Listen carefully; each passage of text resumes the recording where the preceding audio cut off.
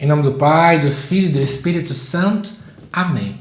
Amados irmãos e irmãs, é com muita alegria que nós estamos aqui para juntos estudar e meditar a primeira leitura, que a igreja nos apresenta para este sábado, depois das cinzas. E a primeira leitura de hoje se encontra lá em Isaías 58, versículos 9b até o 14, que diz assim: Assim fala o Senhor: se destruíres teus instrumentos de opressão e deixares os hábitos autoritários e a linguagem maldosa, se acolheres de coração aberto o indigente e prestares todo socorro ao necessitado, nascerá nas trevas a tua luz, e tua vida obscura será como o meio-dia. O Senhor te conduzirá sempre e saciará a tua sede na aridez da vida, e renovará o vigor do teu corpo. Serás como um jardim bem regado, como uma fonte de água que jamais secará. Teu povo reconstruirá as ruínas antigas. Tu levantarás os fundamentos das gerações passadas. Serás chamado reconstrutor de ruínas, restaurador de caminhos nas terras a povoar.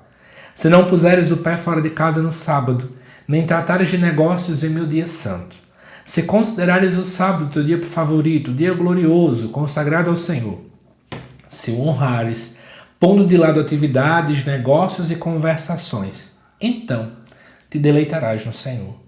Eu te farei transportar sobre as alturas da terra e desfrutar a herança de Jacó teu pai, falou a boca do Senhor.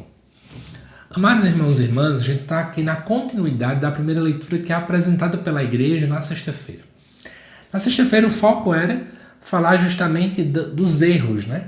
O povo achando que estava certo o jejum, mas em contrapartida continuava fazendo negócios, oprimindo o empregado, maltratando as pessoas e por aí vai. O texto então continua, agora dando orientações diretamente à mudança de vida que o povo tem que ter. E aqui eu acho que vale a gente mastigar o texto para pensar o quanto esse texto aqui me orienta a ser então uma pessoa melhor. Por exemplo, aqui diz: se destruírem teus instrumentos de opressão.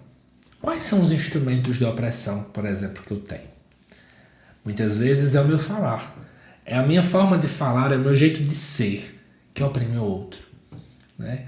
Eu acabo sendo muito arrogante, sendo muito prepotente, pisando nas pessoas. Então, às vezes, a minha própria boca é um instrumento de opressão. Quantas vezes a minha religiosidade é um instrumento de opressão? Eu oprimo o outro porque eu me acho mais santo, mais superior, mais próximo de Deus. E aí as outras pessoas, em detrimento a essa realidade, elas se sentem longe, abandonadas do Senhor, ao ponto de se acharem dignas porque eu sou digno demais. Estão vendo que muitas vezes até algo que é muito bom acaba sendo um instrumento de opressão, né? Quantas vezes o cargo que eu exerço, a liderança que eu exerço, ela acaba oprimindo, maltratando, excluindo as pessoas. Como também os hábitos autoritários, a linguagem maldosa, né? E o texto continua, por exemplo, falando a questão de acolher aquele que é indigente e a prestação de socorro àquele que é necessitado. Quantas vezes, quando estamos passando no meio da rua, que vemos alguém necessitado, a gente muda, né? Muda de lado, vira o rosto, né? A gente finge de contar que aquela pessoa não existe. E aí começamos a nos sentir... Até tem gente que fala assim, né? Essa pessoa que escolheu isso para ela.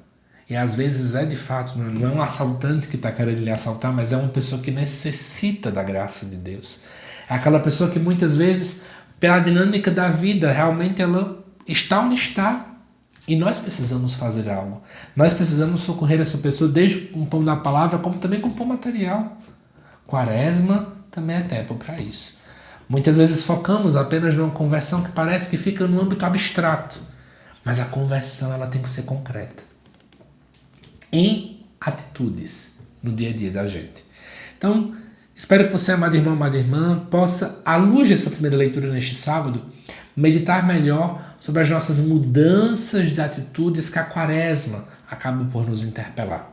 Que nós possamos entender que a nossa fé, ela precisa ser transmitida, transformada, atuante em coisas concretas da nossa vida.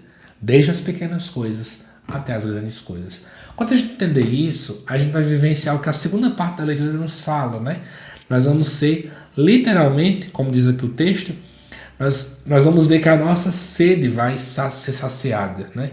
Nós seremos como um jardim bem regado, como uma fonte de águas. Quer ser uma pessoa, né, sempre cheia da graça de Deus, busque ter uma conversão concreta. Que Deus te abençoe, amado irmão, amada irmã.